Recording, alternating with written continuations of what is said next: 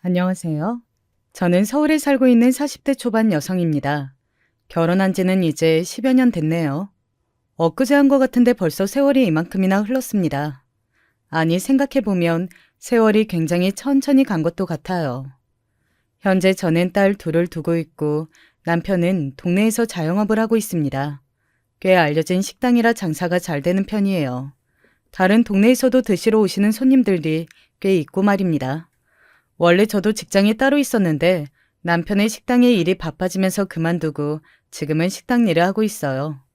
남편과 저는 친구의 소개로 만났습니다. 친구가 건너 건너 아는 사람이었는데 어디서 봤는지 저를 우연히 보고는 첫눈에 반했다며 소개해달라고 졸랐다더군요. 그 시절에 저는 인물이 괜찮았었거든요. 지금도 아이들이 우리 엄마가 제일 예쁘다며 매일 칭찬해주고 말입니다. 뭐 그건 자기들 엄마니까 그런 걸 수도 있지만요. 아무튼 남편은 저를 많이 좋아해 줬어요. 저는 아버지가 안 계시거든요. 그래서 저에게 그렇게 다정하게 해주는 남자에게 굉장히 약했습니다. 게다가 남편은 키도 컸고 덩치도 좋았어요. 평소에 제가 그런 남자가 이상형이었거든요. 바로 연애를 했고 결혼 이야기가 나오는 데는 그리 오래 걸리지 않았습니다. 우리 어머니가 조금 유별나긴 하시는데 그래도 내가 중간에서 잘할 테니까 그런 건 너무 걱정하지 마. 남편이 그렇게 이야기할 때 각오하긴 했지만 시어머니는 조금 유별나신 정도는 아니긴 하셨어요. 남편에게는 형이 하나 있었는데 아주버님이 일찍 결혼하셨다가 빨리 이혼하시고 계속 혼자 사셨거든요. 왜 이혼했는지 그 누구도 말해주지 않았지만 이제는 그 이유가 뭔지는 압니다. 아마 시어머니 때문일 거예요. 시어머니는 제가 홀어머니 밑에서 자란 걸 노골적으로 탐탁치 않아 하셨습니다. 자신은 그늘이 있는 여자가 싫다면서 말이죠. 저는 한 번도 그늘이 있다는 둥, 아버지 없는 티가 난다는 둥, 그런 소리를 들어본 적이 없었거든요. 그런데 결혼을 준비하면서 시어머니에게 그 소리를 정말 많이 들었던 것 같아요. 나는 너처럼 부모님이 다 안 살아계신 티가 나는 애들 안 좋아해. 그런 말에 상처도 받고 기분도 나빴지만 남편이랑 사는 거지 시어머니랑 사는 건 아니니까 하면서 넘겼습니다. 그래서는 안 됐는데 말이죠. 너같이 생각하는 게 제일 위험한 거야. 시어머니를 어떻게 따로 떼어놓고 생각하냐? 그래도 남편이 잘하면 좀 상쇄되긴 하던데. 얘는 남편이 잘하잖아. 친구들 말처럼 남편이 저에게 정말 잘하긴 했어요. 워낙 효자인 탓에 부모님에게 직접적으로 이야기를 하지는 못했지만 그래도 시어머니가 조금 과하다 싶은 날에는 그러시지 말라고 둘러서 잘 이야기하기도 했고 무엇보다 시댁에 다녀오고 나면 며칠을 제 눈치를 보면서 잘 해주려고 노력했었습니다. 저는 그 노력이 가상했고 말이죠. 그리고 아이를 가지고 낳고 키우면서 어느 순간 그 모든 것들이 적응됐다고 해야 하나? 그랬던 것 같아요. 시어머니의 구박도 차별도 말입니다. 사실 그게 제 안에서 쌓여가고 있었다는 건 나중에 알게 되었지만요. 너는 하는 일도 없이 내 아들이 고생하는 거에 업혀가면서 뭐가 그렇게 힘든 게 많니? 제가 아파서 집안 행사 하나를 제대로 못 챙기게 되었을 때 시어머니가 저에게 하신 말씀입니다. 생전 처음 있는 일인데도 그러셨어요. 어머니, 식당 일이 얼마나 바쁘고 힘든데요. 그리고 요즘 손님이 늘었는데 직원은 그대로라 이 사람이 두세 명 몫은 해요. 그거 인건비로만 봐도 이 사람이 업혀가는 건 아니에요. 오히려 월급을 받아야지. 그건 당연히 해야 하는 거지. 당연히 해야 하는 게 어딨어요. 고생하는 건데. 진정하세요. 아픈 사람이잖아요.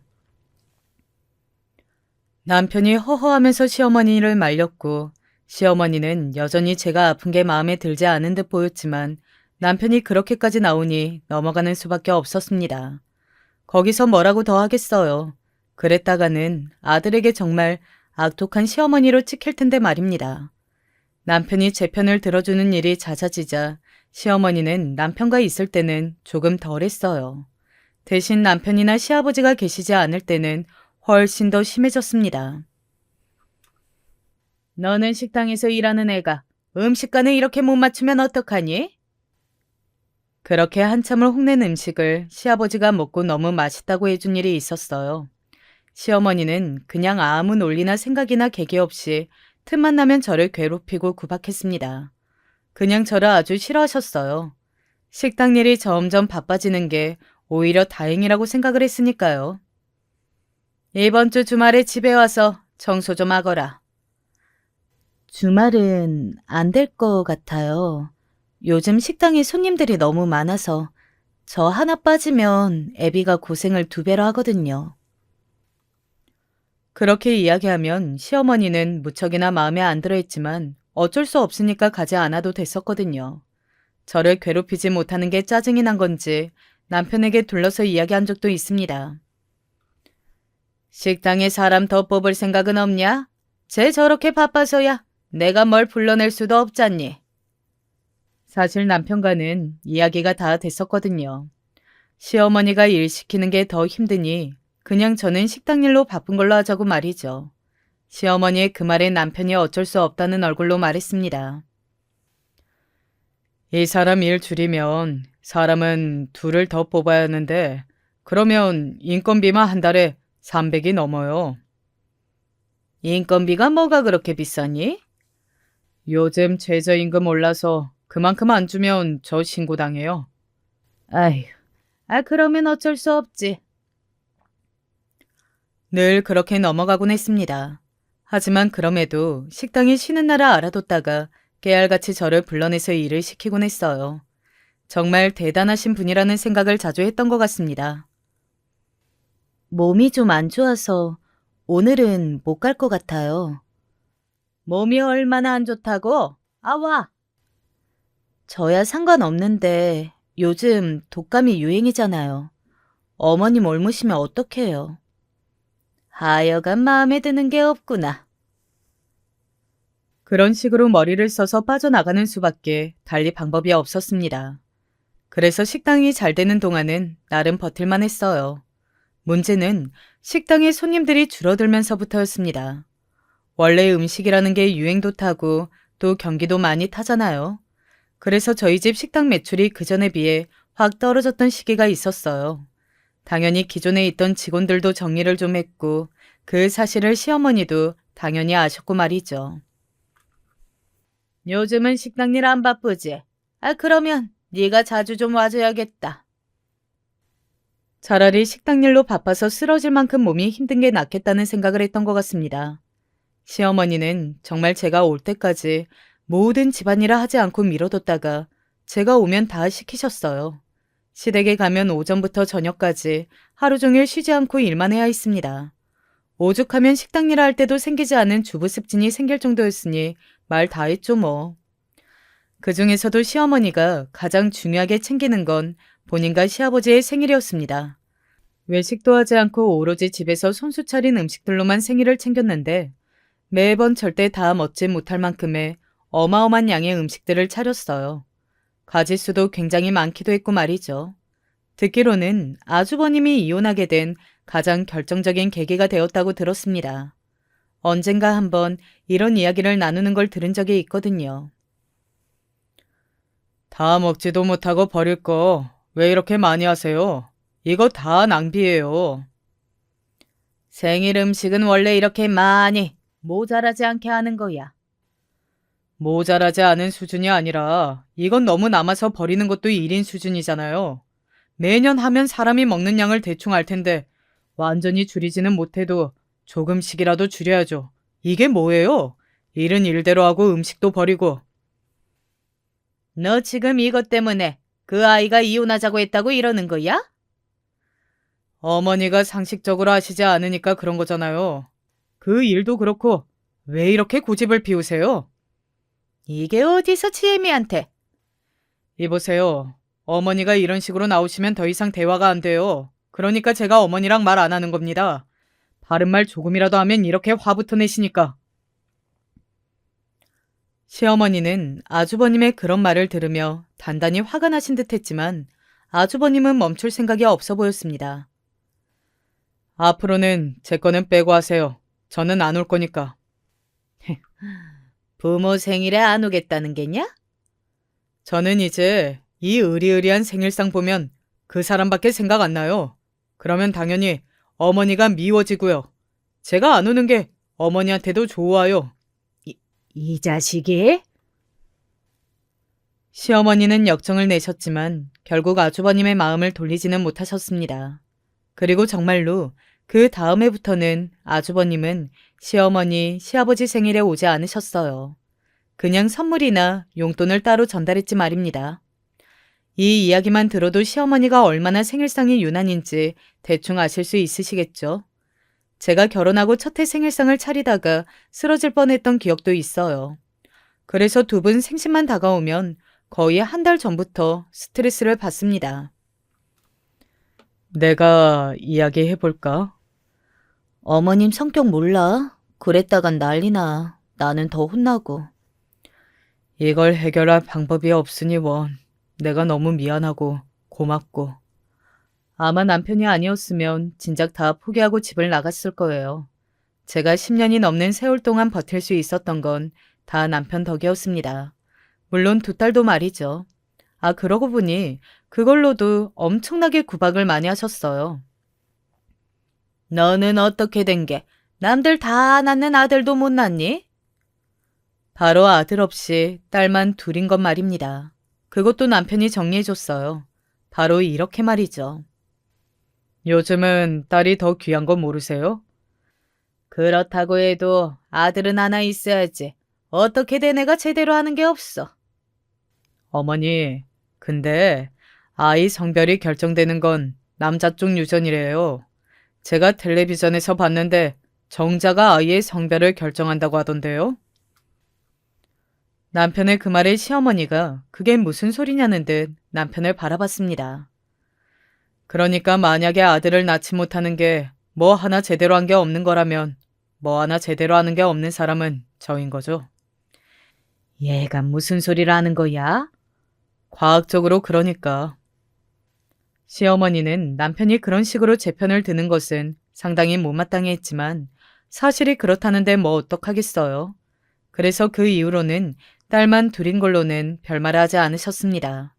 그걸로 욕을 하는 건 자기 아들을 욕하는 거니까요. 나이가 드시면 그 성격도 점점 죽을 거라고 저나 남편은 기대했었어요. 하지만 나이가 들수록 성격만 남는 사람들이 있잖아요.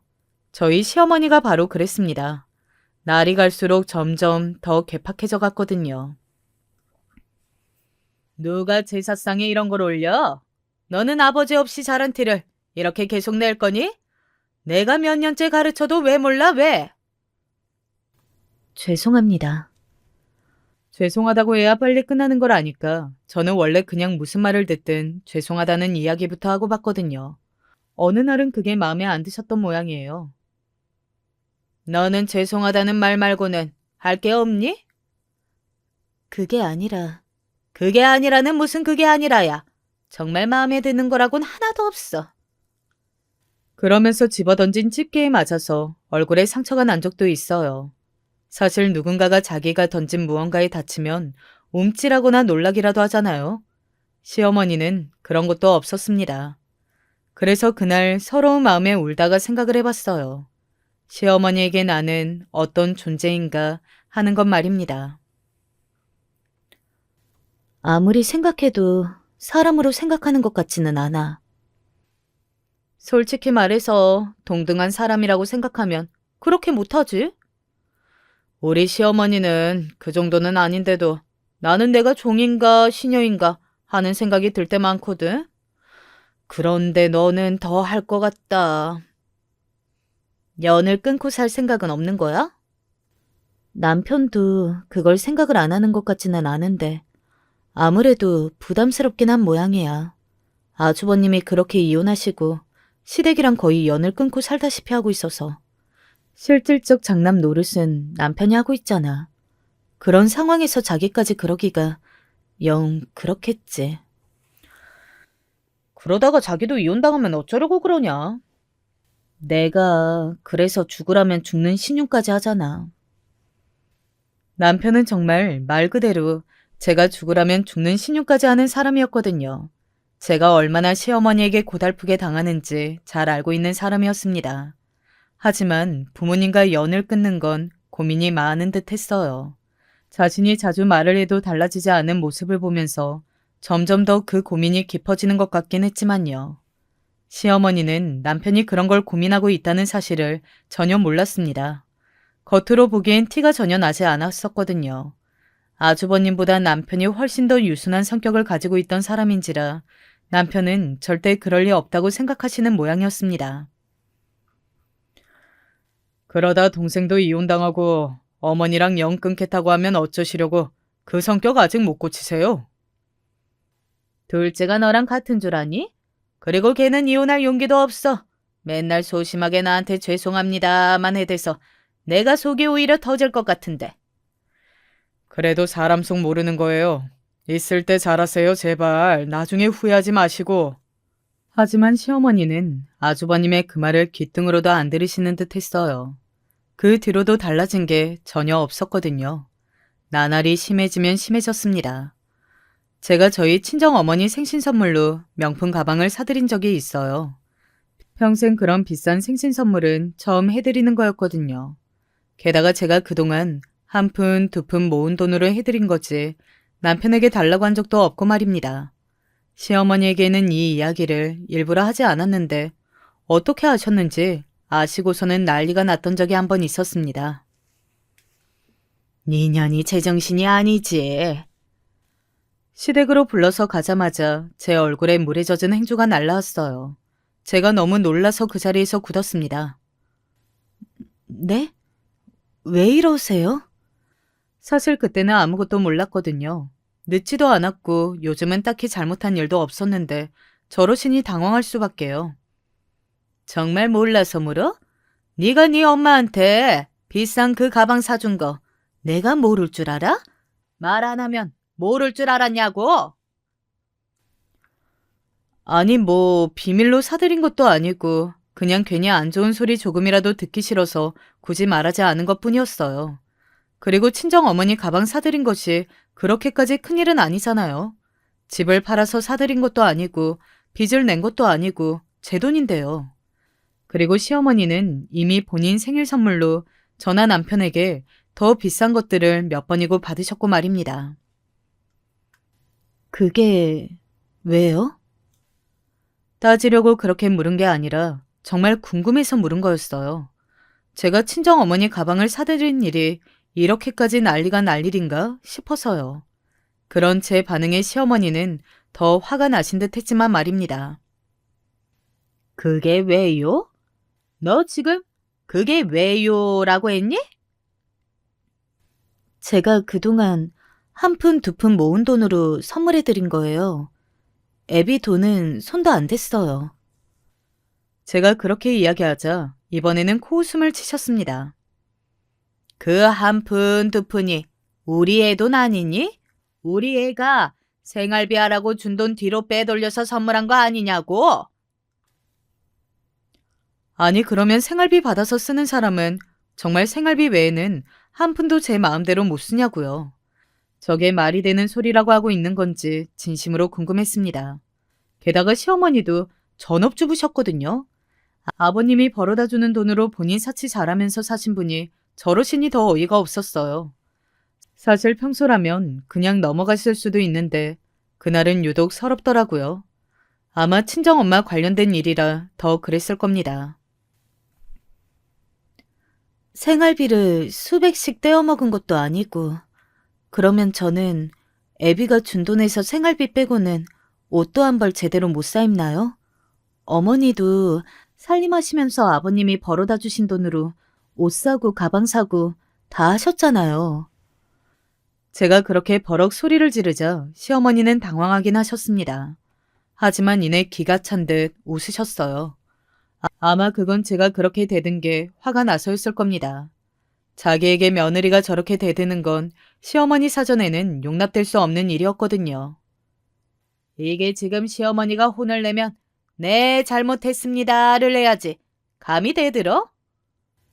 제가 잘못한 게 없는데 왜 잘못했습니다를 해야 하는지를 모르겠어요.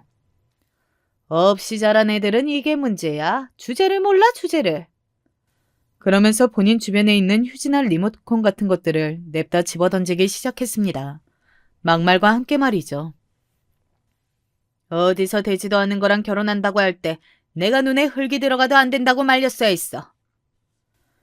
그때 남편이 집으로 들어왔어요. 때마침 시어머니가 던진 쿠션에 남편이 얼굴을 맞았습니다. 시어머니는 순간 멈췄어요. 이게 다 무슨 일이에요? 그러고는 남편은 곧 이 일이 왜 일어났는지를 다 알게 되었습니다. 이야기를 듣자 남편은 인상을 팍 썼어요. 어머니, 빨리 이 사람한테 사과하세요. 뭐? 너 지금 뭐라고 했니?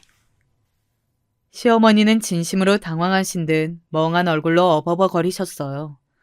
아마 본인의 둘째 아들이 그렇게 정색하면서 화를 내는 모습은 처음 본 걸 겁니다. 저도 처음 봤거든요. 이 사람 제가 주는 생활비 한 번도 모자란다고 한 적 없고 그렇다고 제가 살림이 부족하다 느껴본 적도 없어요.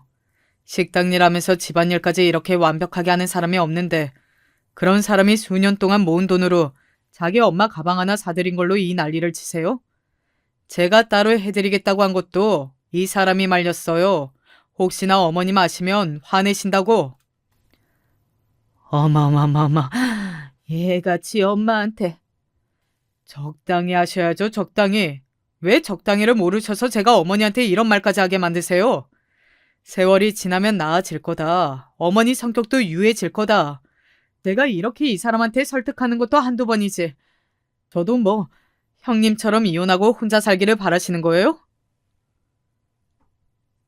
아주버님의 이야기가 나오니 입을 꾹 다무시더군요. 아주버님은 얼마 전에 집에 오셔서 자신은 다시는 결혼할 생각이 없으니 선자리 그만 알아보시라고 선언하셨었거든요. 또다시 결혼해봐야 어머니가 바뀌지 않으시면 이혼할 텐데 돈 낭비, 시간 낭비라면서 말이죠. 그것 때문에 한바탕 난리가 난 다음이었습니다.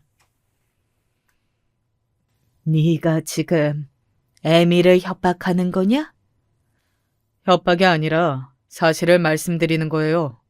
어느 여자가 어머니 같은 시어머니를 견디고 삽니까?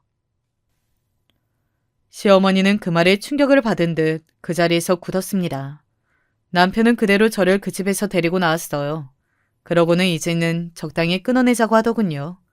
그 편이 우리를 위해서도 좋을 것 같다고 말이죠. 하지만 그 다짐은 오래가지 못했습니다. 어머니가 들어 누우셨거든요. 하루 종일 아무것도 안 드신다고 아버지한테 전화가 왔어. 사실 아주버님 같은 경우엔 이런 일이 일어나면 그래도 가지 말라고 했을 겁니다. 그런데 앞서 이야기했듯 남편은 아주버님과 달리 부모님에 대한 마음이나 애정도 컸고 무엇보다 마음이 참 약했어요. 자신이 그렇게 지르고 나와서도 몇 날 며칠을 걱정하긴 했었거든요. 남편의 그런 마음씨에 반했던 거긴 하지만 이럴 때는 답답하다 느낀 적도 많습니다. 절대 마음 약해지면 안 돼. 맞아. 이럴 때 져주고 들어가면 너 평생 그러고 살아야 한다. 지금이 딱 그 기점이야. 절대 찾아가지 마, 절대. 아, 저거 진짜 마음 약해서 걱정되네. 친구들의 말이 맞았어요. 저는 마음이 참 약했습니다. 막상 어른이 입으로 밥도 못 넘기고 충격으로 알아 누우셨다는데 안 가볼 수가 없었어요. 뭐 평생 안 보고 살 것도 아니고 남편이 그럴 수 있을 것 같지도 않고 또 저도 마음이 그게 아니고 말이죠. 어머니, 제가 잘못했으니까 이것 좀 드세요. 죽을 써서 갔습니다. 아마 다시 돌아가라면 그때로 돌아갈 것 같아요. 그래서 절대 그러지 않을 것 같습니다. 친구들 말처럼 그때 버텼어야 했던 게 맞았어요. 물론 그러고 나서 한동안은 시어머니는 저를 그 전처럼 막대하거나 혼을 내거나 하지는 않았습니다. 그 일이 또 반복돼서 남편이 화를 내면 작은 아들마저 자신을 떠날 수도 있다고 생각하긴 하시는 것 같았어요. 하지만 사람은 쉽게 변하지 않잖아요. 게다가 노인이 될 때까지 그렇게 살아오신 분이 하루아침에 바뀌기란 정말 불가능에 가까운 일일 겁니다. 그리고 시어머니는 실제로 바뀌지 않으셨고 말이죠. 조금 더 교묘해졌을 뿐입니다. 집에 와서 음식할 필요 없다. 거기서 해서 가지고 와라. 네? 한두 달에 한 번 정도 시댁에 가서 반찬을 해드리고 왔었거든요.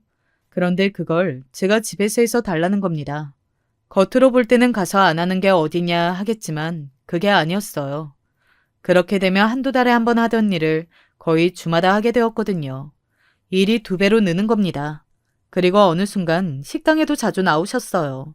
말은 저 고생 안 시키려고 반찬 덜하게 하려고 라는 명분이었지만 와서 하루 종일 저만 지켜봤습니다. 일 어떻게 하나 보자 하는 눈으로 말이죠. 오죽하면 직원들이 말을 꺼낸 적이 있을 정도예요.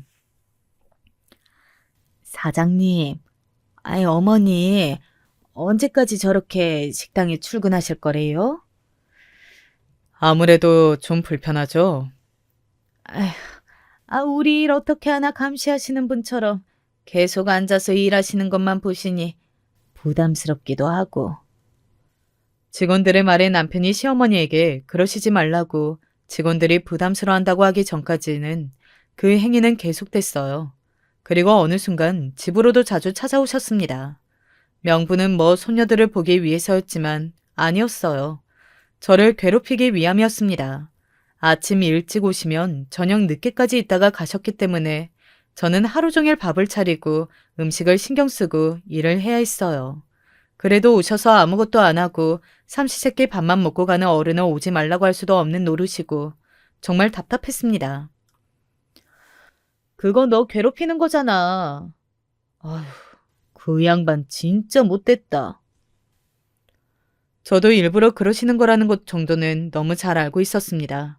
그건 남편도 마찬가지였고요. 하지만 그런데도 딱히 큰 소리를 내거나 혼내시지는 않는데 제가 뭘 할 수 있겠어요. 그냥 하루하루 스트레스로 메말라 갈 뿐이었습니다. 그렇게 하루하루 정신적으로 너무나 큰 스트레스를 받고 있을 무렵이었어요. 남편이 그런 저를 알았는지 며칠 친정에 가서 쉬다 오라고 하더군요. 그때가 시아버지 생신이 일주일 정도 남은 때였습니다. 당신 또 힘들게 일해야 할 텐데 미리 좀 쉬고 와. 어머님 요즘 식당에 안 나오시니까 당신 없는지도 모를 거야. 그리고 이번 주 휴무일에는 친구분들이랑 등산 가신대. 집에도 안 오셔. 그 당시에는 제가 정말 너무 힘들었기에 숨쉴 구멍이 필요했거든요. 그래서 바로 친정으로 갔습니다. 친정 엄마가 해주는 밥도 먹고 하루에 10시간씩 자면서 며칠을 그렇게 지냈던 것 같아요. 그러다 보니 조금 정신적으로 회복이 되는 것도 같았습니다. 하지만 한 가지 단점이 있기는 했어요. 아, 내가 왜 그렇게까지 힘들게 살아야 하나? 하는 생각이 들기 시작한 겁니다. 이렇게 행복하고 편안할 수 있는데 뭘 위해서 그렇게 눈치를 보고 아등바등 살아야 하느냐고 말이죠. 정말 다 털어버리고 이대로 친정에 있고 싶다고 수백 번은 생각한 것 같아요. 그렇지만 남편과 2 딸아이를 생각하면 돌아가야만 했습니다. 그 생각을 하니 숨이 턱 막히고 눈물이 나올 것 같았지만 말이죠. 나중에 알게 된 사실인데 이 증상이 우울증과 상당히 비슷하다고 하더라고요. 무언가를 생각하면 심장이 뛰고 눈물이 나올 것 같은 기분이 들고 이런 것들이 말입니다. 아무튼 그렇게 시아버지의 생신이 다가왔어요. 그런데 문제 하나가 생겼습니다. 저희 친정이 원래 눈이 그렇게까지 많이 오는 지역이 아닌데 몇 년 만에 폭설로 완전히 고립되어 버린 겁니다. 동네 마을버스 같은 것도 전혀 다니질 못했어요. 빨리 올라가야 하는데 제가 안절부절 못하고 있자 그 모습을 가만 보던 엄마가 물었습니다. 이런 사고가 있으면 못 올라갈 수도 있는 거지. 시아버지 생신이 그렇게 중요해? 엄마는 제가 그러고 시집살이를 하고 있다는 사실을 전혀 모르셨거든요. 제가 걱정할까봐 한 번도 말하지 않았으니 말입니다. 그러니 제가 그렇게까지 안절부절하지 못하고 있는 모습이 의아하셨던 겁니다. 어머니가 다른 건 몰라도 생신상은 되게 신경 쓰시거든. 생일은 매년 돌아오는 건데 이번에만 좋은 곳에서 외식하시라고 하고 내년에 잘해드린다고 해. 그게 뭐 그렇게 큰일이라고 애가 하루 종일 발을 동동거리고 있어? 그렇죠. 보통의 사람이라면 이렇게 생각하는 게 맞는 거잖아요. 그 순간 누가 머리를 한 대 때린 듯 멍한 기분이 들었던 것 같습니다. 나는 여태 어떻게 살아왔나? 왜 이런 거에 이렇게 불안하면서 전전긍긍하고 있나? 뭐 그런 생각이 들어서 말이죠. 시어머니가 화낼 생각만 해도 심장이 두근거리고 시댁에 갈 날이 다가오면 며칠 전부터 잠을 못 자고 대체 왜 이런 삶을 살고 있냐고요. 이러다 내가 죽겠다. 이제 안 되겠네. 무슨 소리야? 아니, 아무것도 아니야. 그 순간 결정했던 것 같습니다. 이 결혼 생활을 더 이상 유지했다가는 제가 미치든 죽든 할 거라는 사실을 인정하고 갈라서야겠다고 말이죠. 남편에게 폭설로 교통이 다 막혀서 생신 준비를 하러 가지 못할 것 같다 라고 문자를 보낸 뒤 아무 연락을 하지도 받지도 않았어요. 아마 남편이 시댁에 가서 제 상황을 잘 이야기하고 화를 내는 시어머니를 일단 수습했을 겁니다. 물론 나중에 뒤에서 저에게 난리를 치시겠지만 말이죠. 올라가면 분명히 또 난리를 치실 게 뻔한데 다 끝내겠다고 생각하니 오히려 마음이 편안했어요. 그리고 시아버지 생신 다음 날 서울로 올라갔습니다. 그리고는 미리 사둔 선물을 시아버지에게 건넸어요. 아버님, 너무 죄송해요. 제가 폭설 때문에. 일부러 안 온 것도 아닌데 됐다. 선물은 고맙게 잘 받으마. 시아버지는 딱히 제 편을 들어주시지도 또 딱히 혼내시지도 않은 성격이셨거든요. 그래서 이럴 줄 알았기에 고개를 끄덕였습니다. 물론 그 뒤에 저를 잡아 죽일 듯 노려보고 있는 시어머니가 계셨지만요. 시어머니는 본인의 화를 참지 못했어요. 분명히 남편 앞에서는 잘 참아왔는데 그날은 제 얼굴을 보고 도저히 참을 수 없으셨나 보더라고요. 씩씩거리면서 다가오더니 제 뺨을 짝 하고 올려치는 바람에 제가 뒤로 고꾸라졌습니다. 아이고, 자네 지금 뭐 하나? 어머니! 시아버지와 남편이 놀라 시어머니를 불렀고 시어머니는 다시 한번 제 반대편 뺨을 내리쳤어요. 너무 아프면 아픈 줄도 모르겠는 그거 아세요? 딱 그랬습니다. 네가 우리 집안을 우습게 봐도 정도가 있지. 내가 생일 중요하게 생각하는 거 알면서 그 시기에 딱 맞춰서 친정을 내려가? 내가 우리 집안을 먹같이 보는구나. 그래. 어디 한번 너 죽고 나 죽어보자. 이런 며느리랑 나는 못 산다. 시어머니는 그렇게 말하고는 저의 머리채를 쥐어 잡았습니다. 그리고는 일으켜 세웠어요. 그 나이 많은 양반이 뭘 먹었는지 힘이 아주 장사더라고요. 저를 일으켜 세운 시어머니는 다시 뺨을 때리려 손을 들었습니다. 그때 남편이 다가와 그걸 만류했고 저는 그 순간을 놓치지 않았어요. 짝 하고 다시 한번 뺨을 내리치는 소리가 집안에 울렸습니다. 그리고 이번에는 시어머니가 저를 때린 소리는 아니었어요. 제가 시어머니의 뺨을 내리친 소리였습니다.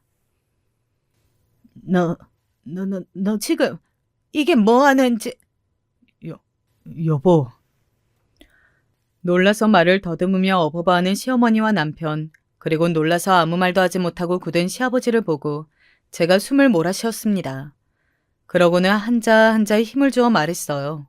제 굳은 결심을 보여주듯 말입니다. 저 이혼하겠습니다. 뭐? 저는 이제 어머니랑 같은 가족 안 할래요. 어머니 생각만 해도 스트레스로 심장이 뛰고 어머니 만날 날만 다가오면 불안함에 잠을 못 자요. 이번에 친정 내려가 있으면서 다시 서울에 올라와서 어머니 얼굴 볼 생각하니까 눈물이 나더라고요. 너무 싫어서. 얘가? 그때 이런 생각이 들었어요. 만약 내가 여기서 더 버티고 어머님의 그 짜증과 히스테리를 다 받아주고 산다면 내가 병으로 죽든 스스로 죽든 할 것 같다고요. 저는 살기 위해서라도 이혼해야겠어요. 사실 뒷일은 크게 생각하지 않고 지른 거긴 하거든요. 당장 제가 살아야 할 것 같다는 그 생각 하나로 말이죠. 양육권이나 양육비, 이혼 소송, 뭐 이런 건 생각하지 않고 있었습니다. 그냥 나는 이 집을 벗어나야겠다는 생각밖에 없었어요. 여보, 다시 생각해봐. 이혼이라니. 남편이 당황해서 재빨리 저의 손목을 붙잡고 말했습니다. 나 정말 죽을 것 같아서 그래. 진짜 죽을 것 같아서 이대로는 못 살 것 같아서.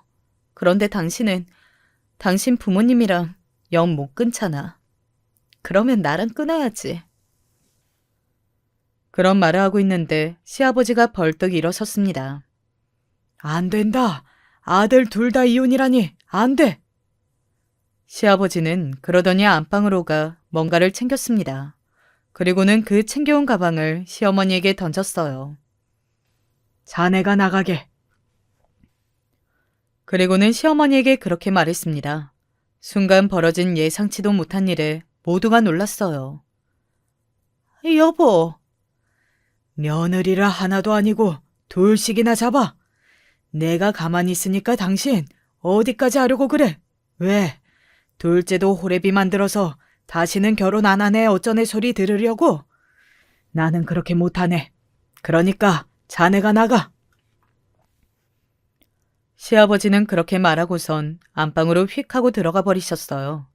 충격을 받고 앉아있는 시어머니와 여전히 제 손목을 잡고 있는 남편, 그리고 양쪽 볼이 시뻘겋게 부은 채로 멀뚱히 서 있는 저만 남았습니다. 난 이혼할 거야. 정말 살려고 그러는 거니까 자기도 그만 말려. 어머니, 다음 며느리가 누가 될지는 모르겠지만 혹시나 또 며느리 보시게 되면 이제는 이러지 마세요. 어머님 아들들 불쌍해서 하는 말이니까 꼭 들으세요. 그리고선 그 집을 나왔습니다. 남편은 곧장 저를 따라 나왔고 말이죠. 그리고 그 다음 날부터 이혼 준비를 했어요. 저는 정말 빈말한 게 아니었습니다. 정말 이혼할 생각이었어요. 만약에 남편이 합의해주지 않으면 소송까지 할 생각이었습니다.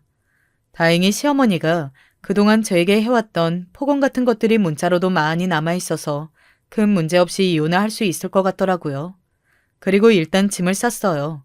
다시 친정으로 가려고 말이죠. 아이들에게는 엄마 잠깐 휴가 다녀온다는 말을 다 했고 갈 준비를 마친 상태였어요. 저는 굉장히 지쳐 있었기 때문에 쉬어야겠다는 생각 말고는 다른 생각을 하나도 하지 못하고 있었습니다. 남편이 몇 번이고 다시는 이런 일 없게 하겠다. 원한다면 형님처럼 가족들과 연도 끊겠다. 그런 말을 하며 저를 설득했지만 저는 당장 그곳을 벗어나고 싶다는 생각 말고는 아무 생각이 들지 않았습니다. 그러던 와중에 시어머니가 저를 찾아왔어요. 사실 불러냈으면 나가지 않았을 텐데 집으로 찾아오셔서 어쩔 수 없이 만났습니다. 남편은 가게에 가 있었고 아이들은 학교에 가 있던지라 집에 아무도 없었기 때문에 집에서 이야기했습니다. 어디 나가서 할 이야기도 아니고 말이죠. 거실에는 제가 싸둔 짐들이 있었거든요. 친정에 가려고 캐리어에 짐을 싸둔 걸 시어머니가 보셨습니다. 그리고는 물었어요. 정말 이혼할 생각이니? 네. 어머니도 제가 며느리인 거 싫으시죠? 그러니까 예배한테 이혼 빨리 하라고 이야기 좀 해주세요. 제가 소송까지 가지 않게. 시어머니는 그 말에 잠시 아무 말도 하지 않고 저를 바라봤습니다. 그때 느낀 건데 그 며칠 동안 시어머니도 마음고생이 심하긴 했나 보더라고요.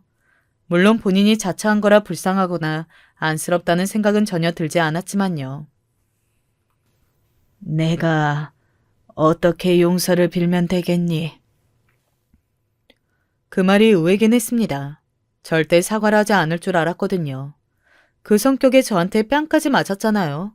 하지만 시아버지가 나가라고 한 것과 남편이 부모와 자식 간의 연을 끊겠다고 선언한 것은 시어머니에게는 더 충격인 듯 했습니다. 저는 어머니가 하시는 말 안 믿어요. 그랬다가 시간 지나면 또 그전처럼 하실 게 뻔한데요, 뭐. 평생 그렇게 살아오셨잖아요. 그러면 제가 떠난 게 맞죠. 제가 생각을 바꿀 마음이 없다는 듯 단호하게 말했습니다. 시어머니는 살짝 당황한 것 같더라고요. 자신이 그렇게까지 나오면 제가 용서를 해줄 걸로 생각했던 모양이었습니다. 여태 그냥 넘어가줬던 것처럼 말이죠. 남편이 어머니 아들로 있는 한, 어머니가 제 시어머니로 있는 한, 저는 다시는 그 집안 며느리로 돌아갈 수 없어요. 저는 어머니 생각만 해도 심장이 뛰고 숨이 막히고 눈물이 난다니까요. 병원에서 상담 받아봤는데 지금 이 상황을 벗어난 것 말고는 방법이 없다고 그러더라고요. 시어머니는 가만히 제 말을 듣고 있다가 말했습니다.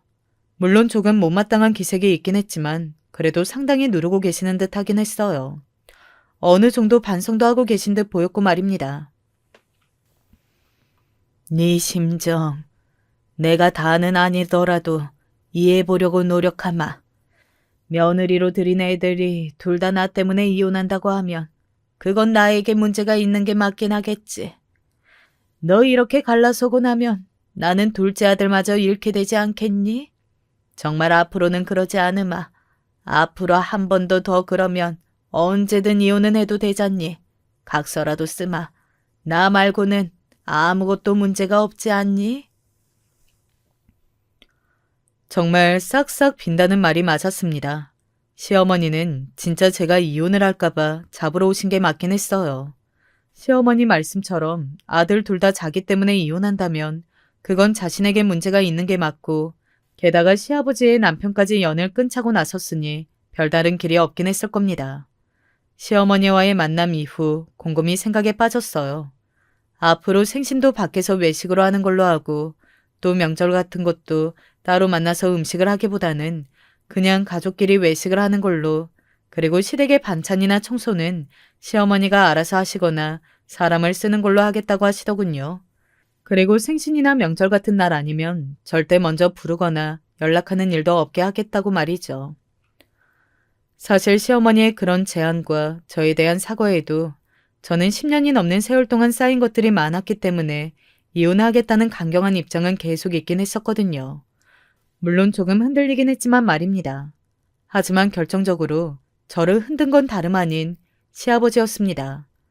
시어머니가 그렇게 돌아가고 이틀 정도 뒤에 시아버지가 찾아오셨습니다. 그동안 내가 아무것도 안 하고 인제 와서 이런 말을 하게 되어서 너한테 면목이 없구나. 시아버지는 그렇게 말을 시작하셨어요.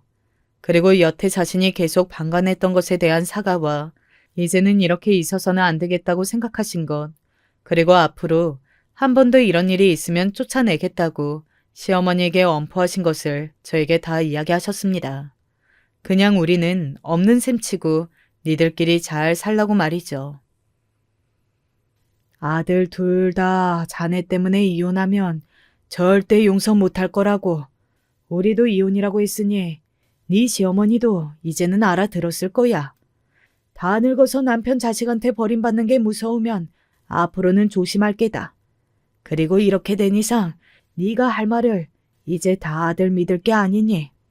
네 시어머니가 무슨 잘못을 하면 바로 나한테 이야기해주면 뭐든 다 들어주마. 시아버지는 그렇게 한참을 저에게 사과하다 돌아가셨어요. 물론 그동안 남편도 저에게 끊임없이 사과하고 앞으로는 더 신경 쓰겠다 다짐했고 말이죠. 이렇게까지 하니 흔들리긴 하더라고요. 지금 당장 몇 년은 괜찮을지 몰라도 앞으로 네 시어머니 늙고 병들어서 또 진상짓하면 그때는 어쩔 건데? 그때는 아프다고 또 팔이 안으로 굽을 게 뻔해. 대한민국 남자들 다 똑같다니까. 아내보다 엄마 며느리보다 아내 다 똑같아.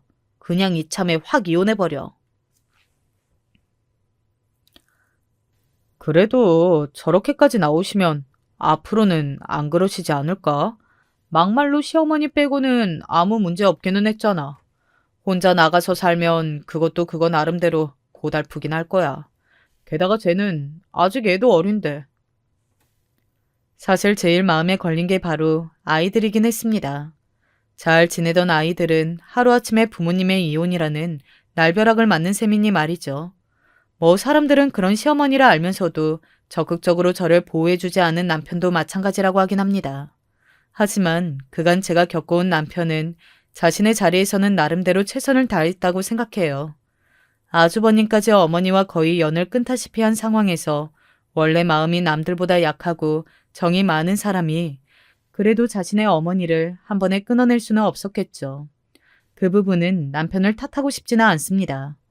지금은 물론 상황이 이렇게 되어서 제가 이혼하지 않겠다고 하면 얼마간은 이 상태가 유지되겠지만 겪어서 알다시피 시어머니는 절대 쉽게 바뀔 사람이 아니거든요. 게다가 친구의 말도 일리가 있는 게 노인이잖아요. 나중에 나이가 더 들어서 몸이 불편해지거나 하면 그걸 방패로 삼아 오늘날의 앙심으로 저를 더 괴롭힐 수도 있는 노릇이고 말이죠. 그날 시어머니의 뺨을 때린 건 저도 다시는 이 집안의 며느리로 살지 않겠다는 어떤 다짐이기도 했습니다. 물론 욱해서 그런 것도 있지만요.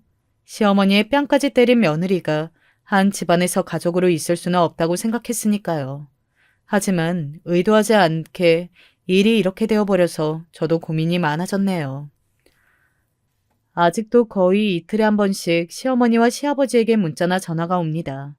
잘못했다, 이혼만은 하지 말아라, 뭐 그런 식으로 말이죠.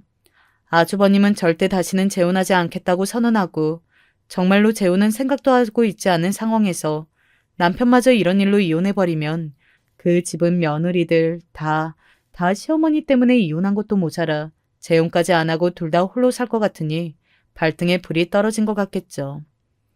아주버님은 이 소식을 들으시고는 시댁애가 그냥 저를 놓아주라고 했다더군요. 어차피 어머니는 변하지 않으니 애먼 사람 더 잡고 괴롭히지 말라고 말이죠. 그러다 또 시아버지와 한바탕 했다고 들었습니다. 아직 친정엄마에게는 이 사실을 다 말하지 못하긴 했어요. 딸내미가 이혼한다는 게 충격이실 겁니다.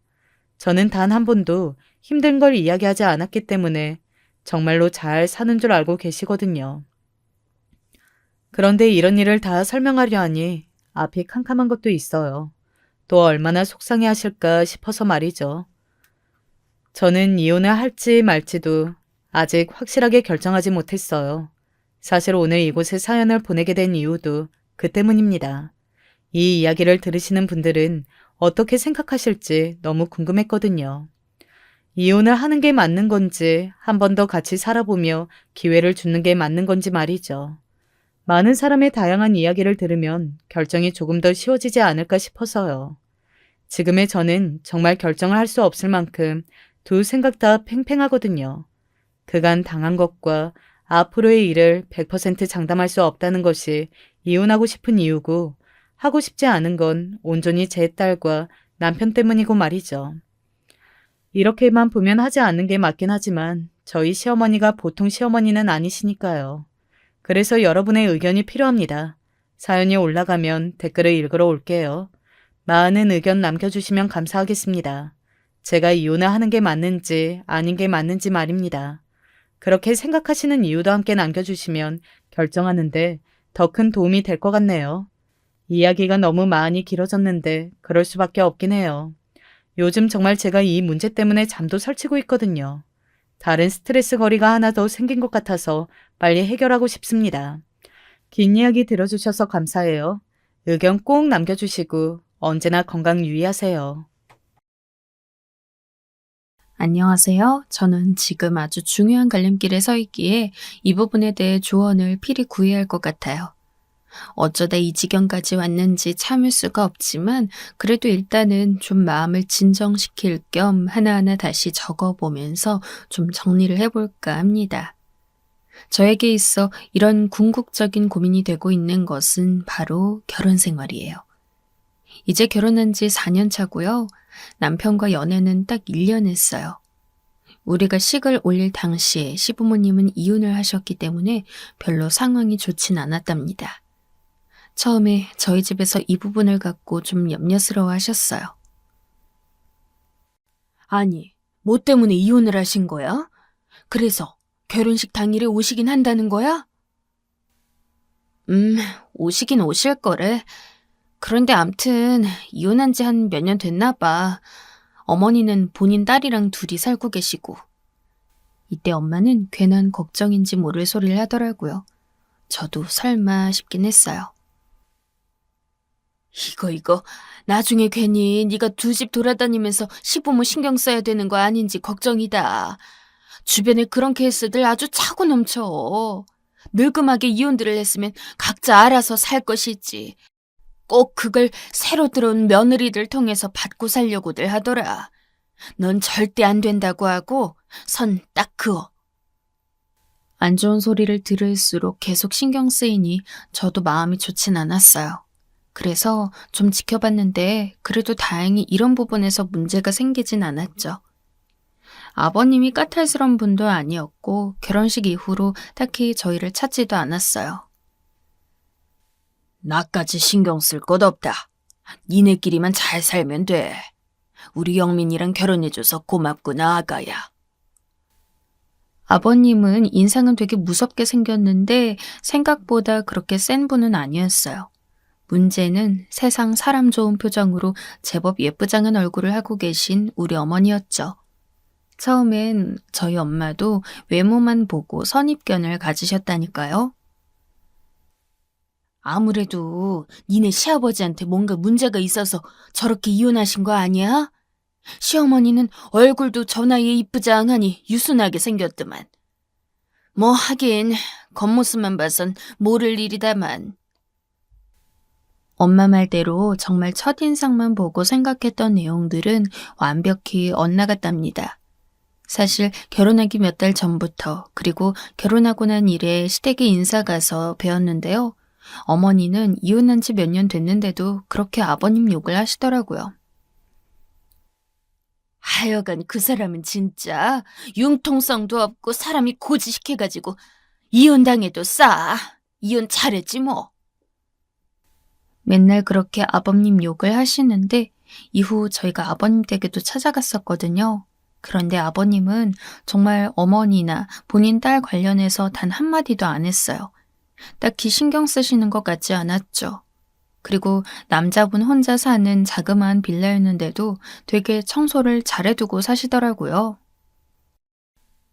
우리 아빠가 엄청 깔끔한 편이야. 예전에도 그 문제로 엄마랑 많이 다퉜어. 뭐랄까, 내 입으로 할 얘기는 아니지만 엄마는 정리도 잘 안 하고 집안일이며 요리도 별로 신경 안 쓰거든. 아빠가 맨날 일하면서 우리들 밥도 챙기고 신경 썼고 엄마는 밖에서 일한다든지 아줌마들 만난다든지 이런 게 있었어. 그게 갈등이 굳어지다 보니까 저렇게 되신 거지. 세상에, 이건 제가 예상했던 것 그 이상의 반전이 있었던 거죠. 어머니가 하도 불만이 많고 잘 헤어졌다고 노래를 부르시길래 당연히 아버님이 이혼을 당하신 입장인 줄 알았거든요. 아니야, 그거 아빠가 오래도록 별러오다가 엄마한테 이혼하자고 한 거야. 그 와중에 혜진이는 자긴 그래도 엄마한테 가있겠다고 한 거고. 상황이 이렇게 됐어. 어쩐지 아버님은 혼자 사는 분인데 60대가 넘으셨는데도 전혀 그런 티가 안 나요. 지금 살고 계신 빌라가 20평대 정도라 크진 않지만 되게 깔끔하게 쓰고 계시더라고요. 곳곳에 식물도 키우시고 가끔 가면 아버님께서 된장국이랑 삼겹살 구워서 양파절임도 같이 놔주시고 홈쇼핑 보면서 고기 굽기 좋은 팬도 샀다면서 되게 즐기면서 사세요. 한 번은 이런 얘기를 했더니 엄마도 엄청 웃으시더라고요. 어머 세상에, 그럼 니네 아버님이 하자고 하신 거야? 아유, 이걸 뭐 잘 됐다고 해야 할지. 그런데 그렇게 살 수 있을 만한 남자는 그 또래에 얼마 없어. 니네 아빠 좀 봐라. 엄마가 어디 이모네라도 가려고 하면 난리가 나잖아. 자기 굶어 죽는다고. 확실히 그렇거든요. 저희 집도 그렇고 대체로 다 그런데 어째서 우리 시부모님은 남녀가 바뀐 느낌이 나요.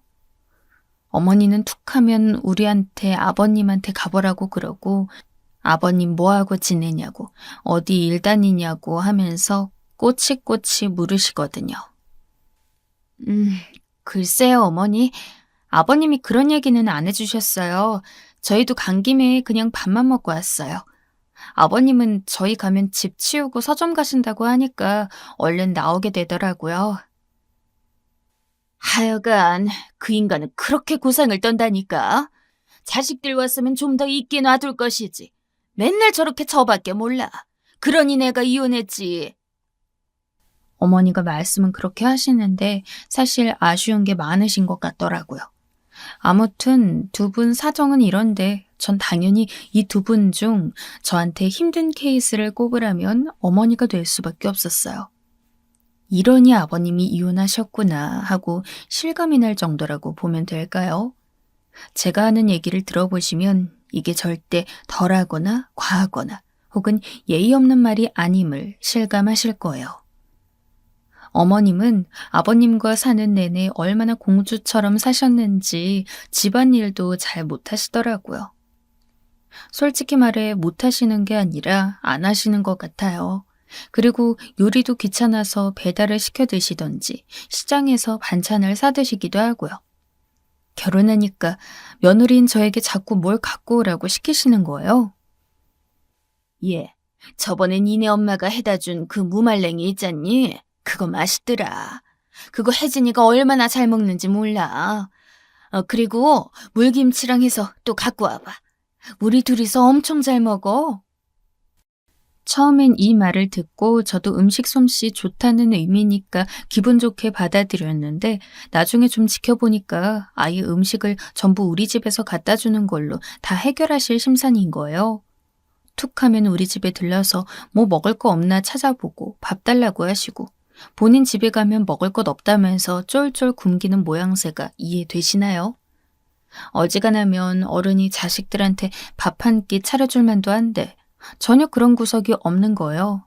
게다가 제가 가장 불만인 건 바로 신우이예요. 나이는 저랑 동갑인데 왜 그렇게 게을러 터진 건지.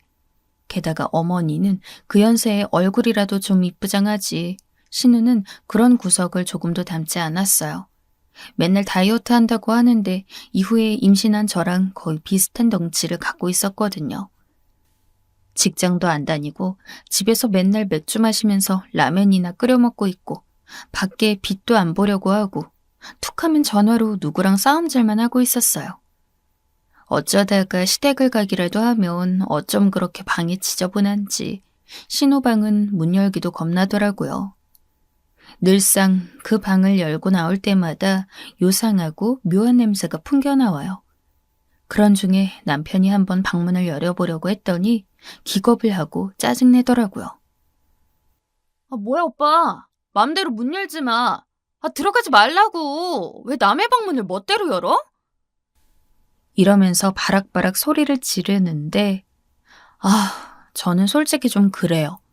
어머니한테는 그렇게 애지중지한 딸이지만 나이가 30 넘었는데 되게 예민하고 늘 화가 가득 차 있고 별거 아닌 걸로 소리를 무섭게 질러대거든요. 어디 정신적으로 문제라도 있는 게 아닌가 싶고요. 그런 반면 남편은 정말 기이할 정도로 바르게 큰 케이스예요. 아버님과 비슷한 성향이 있다고 봐야 하나?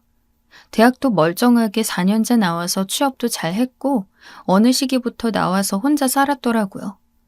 아무래도 가정이랑 일찍 분리되어서 그런 건지 몰라도 남편부터가 그렇게 자기 가족들과 돈독하고 사이가 좋은 건 아니었어요. 그러니 그쪽 삶에 있어서 영향을 받는 것도 아니었고요. 에휴, 난 쟤랑 사이 별로 안 좋아. 하여간 성격이 되게 독특해. 이처럼 자기 여동생과도 썩 사이가 좋아 보이진 않았어요. 그래서 그러려니 하고 넘겼는데 어머니가 정말 지독하도록 우리 부부를 따로 못 놔주시더군요. 연애할 때도 가끔 뵙긴 했지만 결혼했더니 진짜 네 집 내 집 따질 것 없이 툭 하면 놀러오고 안으로 들어오시더라고요. 그리고 솔직히 어머니야 그렇다 쳐도 알 만큼 아는 나이에 성인인 신우는 왜 따라다니는 걸까요? 예, 나왔다. 밥 먹었니? 아우, 나 배고프다. 오늘은 뭐 먹을 거 있니? 이러면서 자꾸 드나드시는데 너무 싫더라고요. 이날은 엄마가 게찌개도 갖다 주시고 집에 먹을 게 좀 있긴 했는데 하여간 저도 이날은 집에서 책도 볼 겸 쉬려고 했는데 너무 짜증났어요. 아침 대바람부터 들이닥치시질 않나. 그래놓고 저녁 늦게까지 본인 아들 올 때까지 안 가시는 거예요. 소파에 누워선 자기들 집인 마냥 새로 인테리어해서 다 꾸며놓은 집을 그렇게 누비고 다니는 거죠. 나 머리 아프다. 저기, 나 좀 누워있어도 되니? 침대에서 잠깐만 누워있을게. 이때 저도 약간 파삭하고 인내심의 끈이 툭 끊어졌는데요. 아무리 그래도 부부가 쓰는 침대는 오픈하고 싶지 않은 거예요. 손님 방이랍시고 서재처럼 쓰는 방이 하나 있긴 한데 거기에 이불을 깔아드리려고 했거든요. 그런데 어머니께서 굳이 우리 안방에 있는 침대에 들어가야 된다고 하시는 거예요. 아니, 왜 멀쩡한 방 놔두고 저기 들어가서 누우라는 거야? 나 새 침대에 좀 누워보자, 응? 요즘 애들 부부 침대는 어떤 건지 궁금하단 말이야. 아, 머리도 너무 아프고 나 잠깐만 누워있을게. 혹시 싫어서 그러는 거야? 이때 정말 진심으로 막 짜증이 팍팍 솟구치는 거예요. 물어볼 말이 따로 있지 무슨 아들 며느리가 쓰는 방에 와서 기어코 누워보려고 하냐고요. 새 침구도 엄마가 다 사주신 거고 안방 인테리어며 침대도 다 제가 했고 무척이나 아끼고 좋아하는 공간이 안방이었어요. 솔직히 이건 진짜 개별적으로 지켜져야 하는 공간 아닌가요? 아무리 시어머니라지만 자식들 집을 이렇게 제 방처럼 드나드시는 건 너무 예의가 아니잖아요. 그런데 어머니는 제 답을 얼마 기다리지도 않고 침대에 풍덩 뛰어드는 게 아니겠어요? 얘 혜진아, 너도 이리 와봐. 아, 완전 푹신해. 아유, 세상에. 호텔 침대 같아. 아, 저는 정말 이때 기절하기 직전이었어요. 신우가 그 덩치 큰 몸으로 저벅저벅 걸어오더니 핸드폰을 한 손에 쥐고 계속 핸드폰만 들여다보면서 침대 위에 털썩하고 눕는 거 있죠? 아, 정말 이렇게까지 사람이 싫어본 적이 없는데 간만에 속에서 엄청난 분노가 막 부글부글 끓어오르더라고요. 아, 저 잠깐만 쉬세요, 어머니. 전 도저히 이 상황을 억누를 바가 없어 속으로 고민하다가 묘안을 생각해냈어요.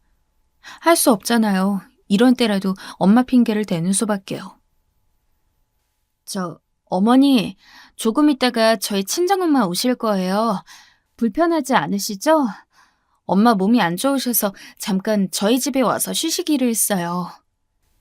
이 말로 살짝 눈치를 들였더니 아무리 눈치 없고 철딱선이 없는 어머니라고 할지언정 자기도 불편하긴 할 거 아니에요. 더 놀고 누리고 싶었는데 김이 팍 새셨는지 표정도 확 바뀌어버리더라고요. 아니 왜? 딸 집에 와서 꼭 쉬셔야 하는 거야? 이렇게 말씀하시는데 저도 이때부턴 기분이 좋지 않아서 아예 대답을 안 하고 주방으로 가버렸어요. 진짜 현관서부터 들어올 때 보니까 신우는 양말도 새카맣던데 어떻게 저 발 모양을 해가지고 남의 집 침대에 벌러덩 들어눕는 건지 스트레스가 아주 우글거리면서 올라오더라고요. 하여간 엄마 핑계는 강했고 어머니와 신우이는 투덜거리면서 얼마 못 있다가 나갔답니다. 이때 정말 너무 성질이 나서 엄마한테 전화를 해선 거의 3시간을 시댁 욕했던 것 같아요. 우리 엄마는 결벽증이 있다 싶을 정도로 청소에 진심인 분이거든요. 그런데 우리 어머니며 신우가 와서 새 집에 전할 일을 채고 갔다고 하니 본인이 스트레스 받아 못 견뎌 하시더라고요. 아우, 진짜 더러워 죽겠네. 뭐 인간들이 그러냐? 그러니까 여자가 이혼당하고 살지. 니네 시아버지는 엄청 깔끔하다며? 야, 그러면 아들이 30 넘어서 장가 갈 때까지 참은 것도 어쩜 대단한 거야. 거의 고문 견딘 수준인 거지. 정말 저도 징글징글한데 그 깔끔하고 개인 생활 중요시하는 아버님이 어찌 견디셨을까 싶어요. 자주 오지 말라고 하시는 바람에 진짜 어쩌다가 한번 들렸지만 우리 아버님은 정말 손이 갈 게 하나도 없는 분이거든요. 저희 집에 초대했을 때도 빈손으로 오시지 않고 과일들을 잔뜩 사오셨고 과일 깎아드린다고 했는데 기어코 손을 내저으셨어요. 나도 볼 일이 있는데 잠깐 들른 거야. 잘해놓고들 사는구나. 다음에 또 들를게. 그러면서 바쁘시다고 정말 거짓말 안 하고 저희 집에 한 30분이나 앉아 계셨나 싶을 정도로 빨리 일어서셨어요. 아무래도 아들은 둘째치고 며느리가 불편할까봐 그러신 게 아닌가 싶어요. 하여간 저도 만약 아버님마저 어머님 같은 성향이었다면 일을 냈을지도 몰라요. 아버님이라는 숨구멍이 있어 다행이었고 이후 제가 임신했을 때에도 아버님이 잘 챙겨주셨답니다. 당시 정년퇴직하고 경비 일을 하고 계셨고 돈도 여유치 않으셨을 때인데도 저를 불러다가 용돈을 주셨어요. 자그마치 100만 원이나 주시기에 진짜 몸둘 바를 모르겠더라고요. 고생이 많구나. 이거 얼마 안 되지만 준비하는 데 쓰거라. 음식도 영양가 있는 걸로 잘 챙겨 먹어야 한다. 딱 이렇게 할 말만 하고 베풀 건 베푸시고 사라지는 아버님. 전 이게 진정한 어른의 멋이라고 생각해요. 나이 들면 지갑은 열고 입은 닫아야 한다고 하는데 이건 우리 아빠도 늘상 하는 말이지만 아빠는 정작 그렇지 않거든요. 약간 반대로 가는 타입이라 엄마랑 맨날 다투시곤 해요. 그런데 그 케이스가 딱 저희 아버님이에요. 저렇게 살아있는 표본으로 계셔주시니 그런 부분에서 제가 배울 게 많았죠.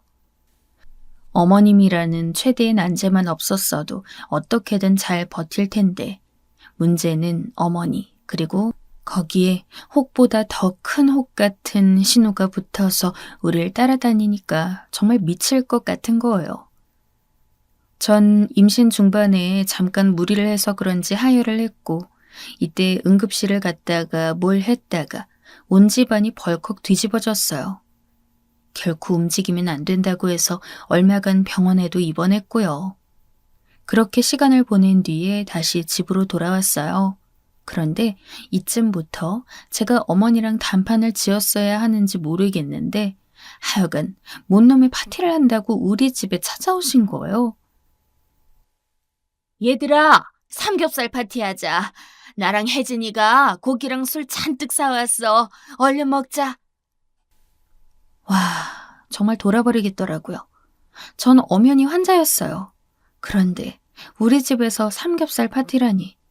아무리 자기네 집이 좁고 좁다지만 그리로 불려도 전 안 갔을 거예요. 굳이 우리 집이 넓다면서 고기랑 맥주, 소주, 임산부가 있는 집에 저렇게 사갖고 와서 난장판을 벌일 일인가요?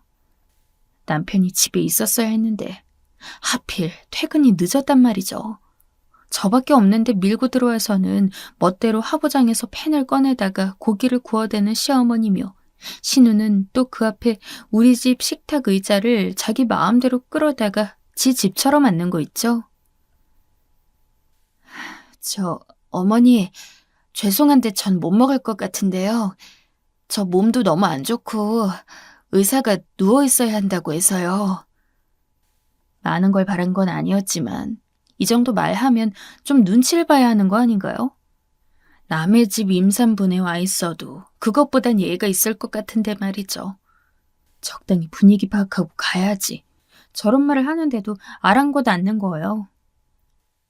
아이, 왜? 조금만 먹어, 조금만. 너무 안 먹으면 안 돼. 나도 영민이랑 혜진이 임신했을 때 아파 죽을 뻔했어. 근데도 고기며 먹을 거 다 먹었다? 얘네 아주 건강하잖아. 임산부는 그냥 돌만 안 씹어 먹으면 돼. 이것 봐. 술도 사왔으니까 아주 쬐끔, 응? 쬐끔만 마셔. 기분만 내는 거지 뭐. 이 말을 듣는데 가슴 저 안쪽에서 정말 타들어가는 한숨이 마구마구 올라왔어요. 왜 이렇게 철이 없다 못해 멍청하기까지 하신 건지. 어떻게 하혈하고 병원에 있다가 집으로 들어온 며느리한테 술을 권하고 있나요? 그 뱃속 안에 자기 손주 있는 건 상관도 안 하는 것 같았죠. 뭐라 더 싸울 기운도 없어서 저는 안방에 들어가서 누워있는데 지들끼리 고기를 막 구워가면서 냉장고를 열어다가 김치를 꺼내고 먹고 맥주 캔 따는 소리며 다 들리더라고요. 남편은 이때 결국 늦어서 모든 자리가 다 파한 다음에 왔고요. 빼꼼 문 열고 들어와서 저에게 사과를 하는데 전 많은 말을 하고 싶지 않았어요. 나 두 말 안 할게. 당장 어머니랑 아가씨 집에 모셔다 드려. 나 진짜 스트레스 받아서 죽을 것 같아. 이러다 또 하혈하고 입원하고 응급실 가면 어떡할 거야? 당장 모셔다 드려. 남편은 미안해 죽을 것 같은 얼굴로 연신 알겠다고 하더니 낑낑거리며 거의 한 몇십 분 실랑이를 벌여가면서 그들을 업고 끌고 나갔어요. 그나마 이 일 때문에 저는 아이 돌잔치할 무렵까지 신우와 어머니를 볼 일이 거의 없었답니다. 이 일 때문에 또 끊겼다기보다는 실제로 그렇게 우리 집에 드나들 수 있는 상황이 아니었어요. 이때 극심한 스트레스로 전 결국 또 응급으로 넘어갔고 한창 병원 신세를 지다가 아기를 낳았거든요. 그리고 나선 아기를 낳아서도 우리 집에 도우미와 함께 친정엄마가 와 계셨어요. 제 몸이 너무 안 좋은 상태고 수시로 병원을 가야 했기에 엄마가 상주하게 되었고 어머니와 시누이는 우리 집에 오고 싶어도 마음껏 드나들 수가 없게 된 거예요.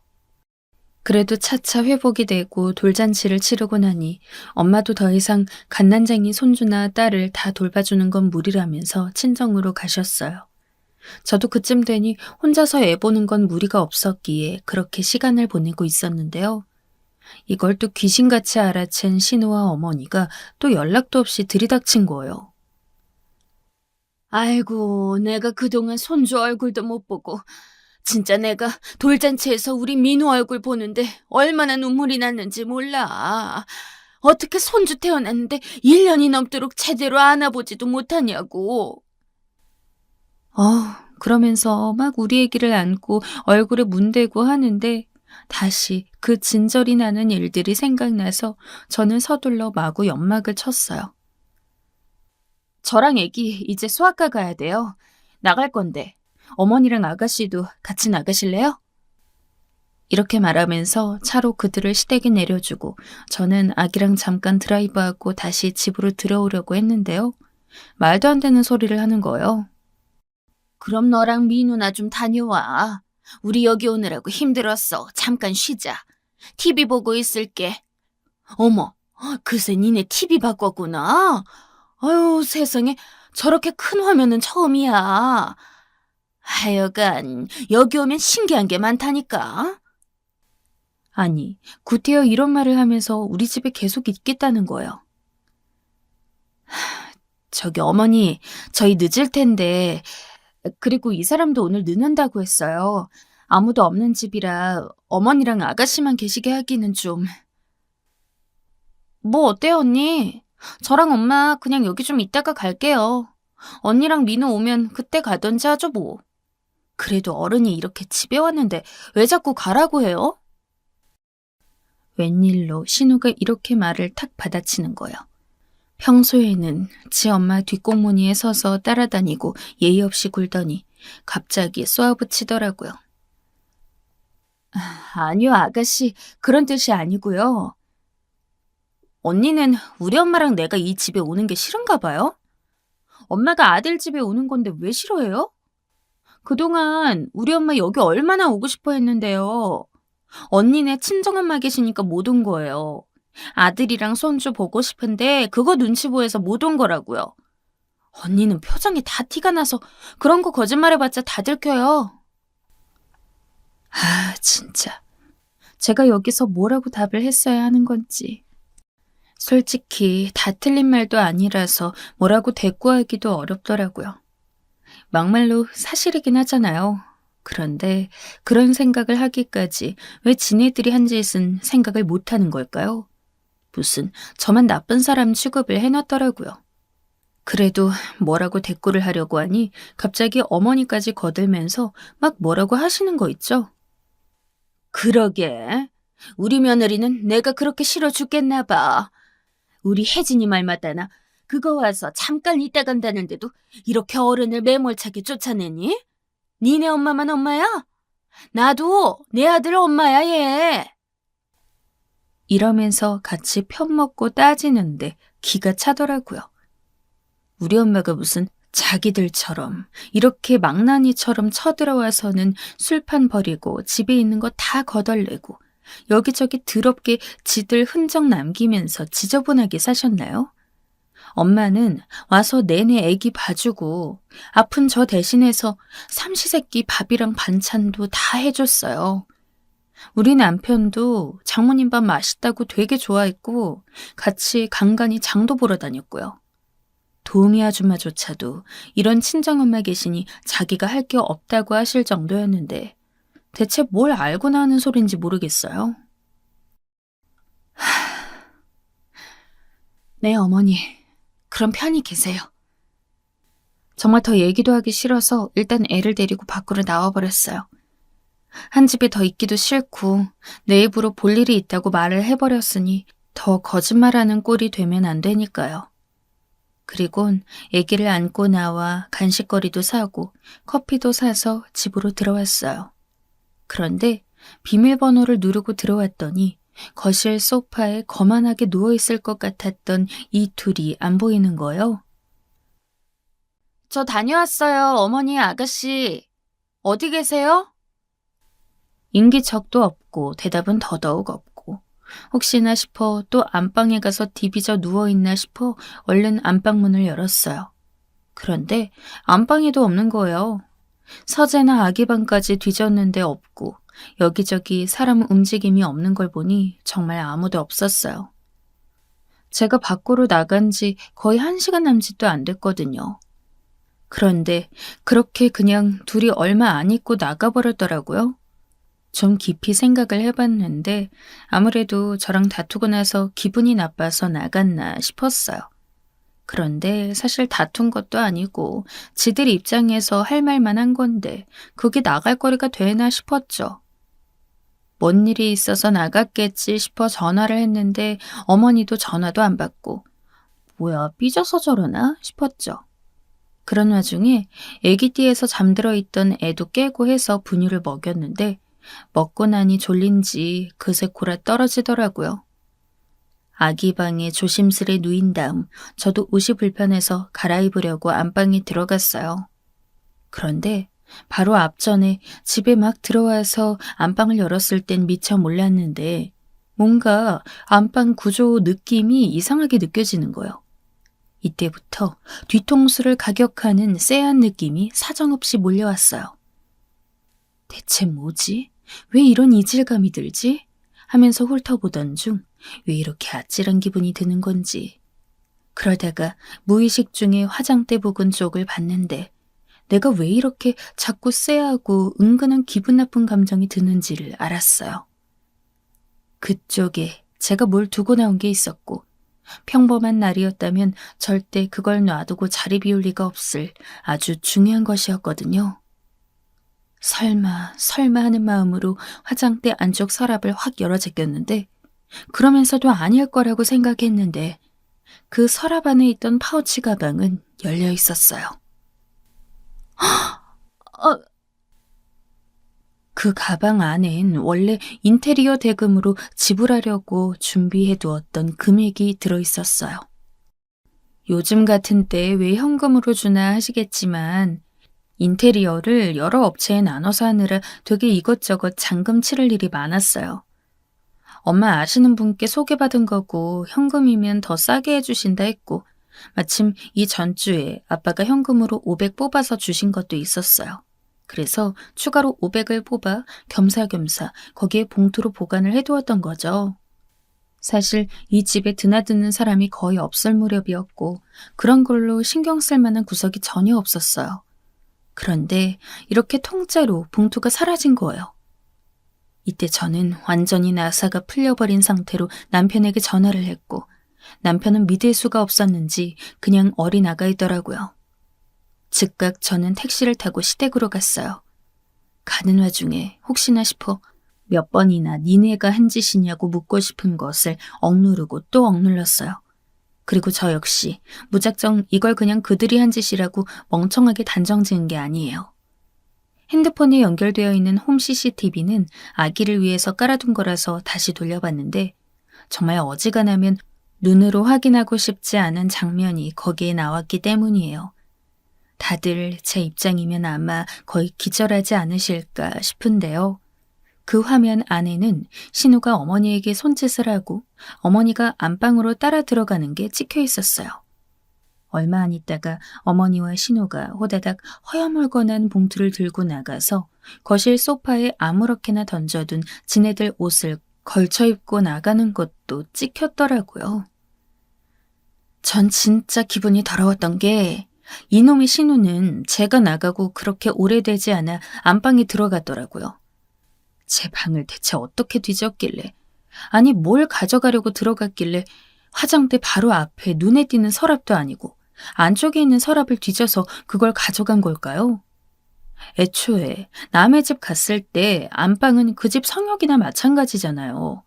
저렇게 당당하게 뻔대면서 들어갔다는 게 너무 도둑년 같고 진짜 못 참겠더라고요. 한 가지 저에게 불리한 게 있었으니 바로 안방 안에는 CCTV가 없다는 거예요. 그래서 저는 말을 잘해서 저것들을 구슬려야 했는데 하여간 가는 내내 가슴이 엄청 콩닥거리는 데다가 애기도 깨서 막 우느라 정신이 없었어요. 그러고 시댁에 도착해서 그 구역질 나는 집 앞에서 벨을 눌렀고 누구냐고 묻는 말에 전 목소리를 가다듬으면서 별일 아닌 척 절하고 했어요. 뭔가 안 열어줄 것 같은 분위기길래 침을 겨우 삼켜가면서 김치 좀 갖고 왔다고 뻥을 쳤고요. 아, 그래? 어머니는 제 말에 약간 난색을 표하면서 문을 열어주더라고요. 네, 저 이거 무거워서 얼른 안에 들여다 놓을게요. 이러면서 저는 어머니 옆을 비집고 억지로 들어갔어요. 신우의 그 구리구리한 방도 열려있길래 바로 직행해서 말했어요. 아가씨, 잠깐 나와보세요. 그러자 어머니는 뒤에서 당황하더니 왜 그러니 하고 전 일단 나오라고 소리를 막 질렀어요. 아, 왜 이러는 거예요? 왜 불러요? 신우는 마구 짜증을 내면서도 자기도 찔리는 게 있어서 그런지 제 눈은 확연하게 못 쳐다보더라고요. 저는 숨을 몰아쉬며 주머니 속 손가락으로 핸드폰 녹음 버튼을 짚어가며 누른 뒤에 말했어요. 내놔요, 1,000만 원. 빨리 내놔요. 제 말에 신우와 어머니는 얼마나 천연덕스럽게 연기를 하던지 둘 다 엄청 놀란 토끼 눈을 하며 그게 무슨 말이냐는 얼굴로 대꾸하더라고요. 웬 1,000만 원이야? 뭐라는 거야, 언니? 미쳤어요? 이때 저는 제가 울 일이 아닌데 말을 하면서 어찌나 짜증이 나고 기분이 더럽던지 울먹이면서 말을 했어요. 좋은 말 할 때 내놓으라고요. 진짜 별 거지 같은 것들을 다 보겠네. 그거 우리 인테리어 대금이에요. 진짜 미쳤어요? 당장 내놔요. 아가씨가 안방 들어가서 돈 꺼내가는 거 CCTV에 다 찍혔어요. 내가 보내줄까요? 동네방네 다 퍼뜨려 볼까요? 아주 대차게 아니라고 빈정댈 땐 언제고 이 멍청한 것들은 제대로 확인도 안 해보고 CCTV란 말에 긴장하더라고요. 솔직히 저도 이건 도박이나 마찬가지였죠. 안방에 들어가서 꺼내는 장면을 찍은 건 아니고 그 앞 입구에서 봉투 들고 왔다 갔다 하는 게 찍힌 거니까요. 뭐 어찌 보면 그게 그거겠지만 하여간 제 딴에도 되게 긴장하고 그리고 서름과 혐오감이 마구 오가는 와중에 말을 꺼냈어요. 그런데 그때 아주 놀라운 말이 제 귀에 꽂히더라고요. 야, 그깟 푼돈 갖고 이런 난리 부려서 지랄을 낼 일이냐? 지오빠 집에 가서 구경도 좀 하고, 어? 어쩌다 갖고 올 수도 있는 거지. 아, 작작 좀 떠들어. 하다 별 도둑년 취급을 다 받겠네. 어머니가 이따위 말을 하면서 자기 딸을 감싸고 도는 거예요. 신우는 CCTV라는 말에 긴장한 얼굴로 절 노려보고 있었고 아주 둘 다 찔리는 게 보통이 아니라 그런지 악을 고래고래 쓰고 앉았더라고요. 어머니, 지금 상황 파악이 안 되시나 본데 보통 이럴 때는 인정하고 사과를 하는 게 먼저인 거예요. 그렇게 적반하장으로 떠들 게 아니라. 도둑년 취급이요? 말 잘하셨네요. 제 입으로 꺼내기 좀 그랬는데 알아서 도둑년이라고 해주시네요. 도둑년 맞지 뭘 취급이해요. 돈 1,000만 원이 아니라 1,000원을 가져갔어도 도둑질인 거예요. 감쌀 걸 감싸세요. 그러자 어머니는 눈이 벌게져선 계속해서 본인 딸을 감싸며 헛소리를 하시는데 와중에 신우는 정말 저에게 조금의 관용도 베풀 수 없는 짓을 저질러버리고 말았어요. 씩씩거리면서 그 구역질 나는 더러운 자기 방에 들어가더니 그대로 봉투를 들고 나와서는 바닥에 내팽개치는 거예요. 가져가요. 가져가라고요. 그리고 당장 내 집에서 나가요. 갖고 온 다음에 오빠나 언니한테 말하려고 했는데 언니가 집에 없었잖아요. 안 그래도 말하려고 했다고요. 이러면서 정신병 걸린 사람이 발작 일으키듯 바닥에 누워 막 소리를 지르고 발을 탕탕 굴러대는데 머리가 어질어질했어요. 와중에 애까지 기겁을 해서 죽을 듯이 울어대고 있는데 어머니는 이 모든 책임을 저한테 몰더라고요. 야, 애 엄마라는 년이 애나 좀 잘 봐라. 이런 데 쫓아다니면서 어디 도둑년이네 뭐네 하고 사기를 치고 앉아있어? 뭐 CCTV? 네가 이미 작당을 하고 앉았었네. 어디서 지금 감히 도둑이네 하고 입을 올려? 네가 거짓말한 건, 뭐 김치 갖고 왔다고 문 열어달라고 한 건, 그럼 사기 아니냐? 당장 꺼져! 아, 세상에. 이런 지하 어디에나 굴러다닐 법한 쓰레기들이 내 시댁 식구들이라니. 안 그래도 토할 것 같은 그 더러운 구석에서 전 더 토악질이 올라왔어요. 와중에 남편은 제가 시댁으로 오랬는데 헷갈린 건지 우리 집에 가 있다고 카톡을 보내질 않나. 모든 게 다 혼란스럽더라고요. 기왕 이렇게 된 거 저도 뚜벅뚜벅 걸어가서 그 길로 신우 뺨을 쳐서 머리를 휙 날리게 해버렸어요. 야! 신우는 뺨을 얻어맞더니 같이 제 뺨을 때렸고 곧장 제 머리를 잡았어요. 전 세게 잡아떼서 바로 팔목을 잡고 안 놔줬죠. 와중에 뒤에서 어머니가 제 머리를 확 잡아 끌길래 거칠게 떼버렸습니다. 경찰 올 거예요. 신고했으니까 좋은 말 할 때 나한테 손대지 마요. 아, 난 때릴 자격 있지. 돈 훔쳐간 거 증거 다 명백하게 있고 여기서 이렇게 별 거지 같은 말을 다 들었는데 때리고도 남아요. 그런데 어머니는 어머니까지 빨간 줄 달기 싫으면 가만히 계세요. 아가씨, 이제 곧 경찰 올 거니까 입 좀 닥쳐요. 제가 지들 손주이자 조카를 안고 와서 이렇게 힘든 지경인데도 악을 써가면서 되려 저한테 뒤집어 씌우고 못된 인간 취급을 하고 있던 이 쓰레기들. 전 돈은 돈대로 집어넣었고 신발을 막 우겨 신은 다음 그 길로 신우 옷에 달려있는 모자를 잡아 끌고 질질 끌었어요. 나와. 신발도 신지 말고 나와. 너 진짜 오늘 끝을 보자. 저도 뭐 이판사판 두고 볼 거 없었죠. 도둑년을 아가씨라고 부를 이유도 없고 너고 나고 누가 죽든지 한판 붙자는 생각밖에 없었어요. 어머니라고 부르기도 싫은 그 징그러운 시모라는 인간은 얼이 빠져선 경찰 얘기를 듣더니 기막혀 있고 저는 그대로 인근에서 출동한 경찰분과 함께 신우를 끌고 갔어요. 뭐 보통 반항하고 소리 지르면 난동을 피운 게 아니에요. 그 빌라 사람들 다 나와서 쳐다보고 애는 자지러지게 울고 남편은 혹시나 싶어 시댁으로 달려와서 이 모든 소동을 보게 된 거죠.